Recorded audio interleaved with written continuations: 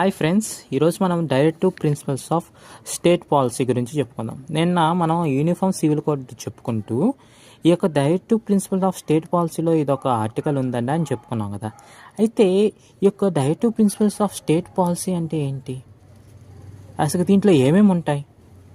ఇది fundamental duties, fundamental rights ఉండగా fundamental rights ఉన్నాయి మనకు.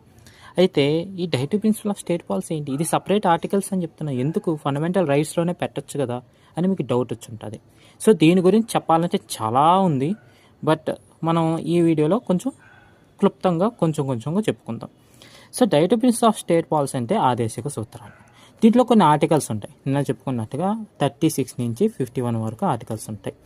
సో దీంట్లో పొందుపరిచే ఆర్టికల్స్ కొన్ని చెప్పుంటారు. డైరెక్టివ్ ప్రిన్సిపల్స్ ఆఫ్ స్టేట్ పాలసీలో కొన్ని చెప్పుంటారు. ఫర్ సపోజ్ ఈక్వల్ జస్టిస్ అనే ఒకటి ఉంటుంది.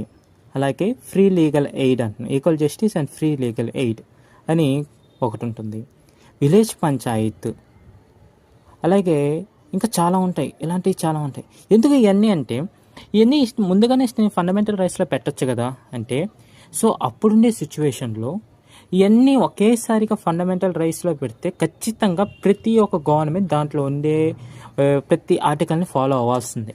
ఫండమెంటల్ రైట్స్లో ప్రతి ఒక్కటి అంటే ఇట్ ఈస్ లీగల్లీ ఎన్ఫోర్సిబుల్. ఎప్పుడైతే ఫండమెంటల్ రైట్స్లో పెడతామో అది లీగల్లీ ఎన్ఫోర్సిబుల్. అంటే ఏదైతే దాంట్లో ఉండేది ఫాలో అవ్వకపోతే దాంట్లో ఉండే ఏమైతే ఆర్టికల్స్ ఉంటాయో, అంటే right to freedom of religion అని, అదే కల్చరల్ ఎడ్యుకేషనల్ రైట్స్ అని, ఈక్వాలిటీ అని, సో దాంట్లో ఉండే ఆర్టికల్స్ ఎవరైతే ఫాలో అవ్వలేదో వాళ్ళు డైరెక్ట్గా ఆ సిటిజను డైరెక్ట్గా కోర్టుకి వెళ్ళి, ఫర్ సపోజ్ గవర్నమెంట్ ఇది ఫాలో అవ్వట్లేదని గవర్నమెంట్ అగైనెస్ట్ కోర్టులో కేసు వేయచ్చు అనమాట. సో ఇది అప్పుడుండే సిచ్యువేషన్ ఏంటంటే, కొన్ని government based on their locality, based on their situation కొన్ని గవర్నమెంట్స్ ఫాలో అవుతాయి, కొన్ని గవర్నమెంట్స్ ఫాలో అవ్వలేవు. సో అప్పటికే ఎక్కువ ఆ టైంలో. But directive principle of state policy అంటే ఇది నాట్ ఏ లీగల్లీ ఎన్ఫోర్సిబుల్. ఇది డైరెక్ట్గా సుప్రీంకోర్టుకి లేదా హైకోర్టుకి పోలేమన్నమాట.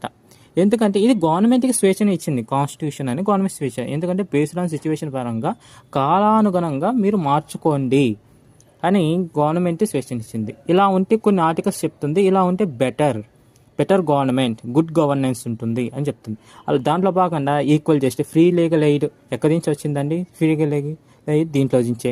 అలాగే విలేజ్ పంచాయత్ చెప్పుకున్నాం కదా, విలేజ్ పంచాయత్ చట్టం చేసింది గవర్నమెంట్ 73-74 అమెండ్మెంట్ యాక్ట్, ఎక్కడ దీంట్లో భాగమే.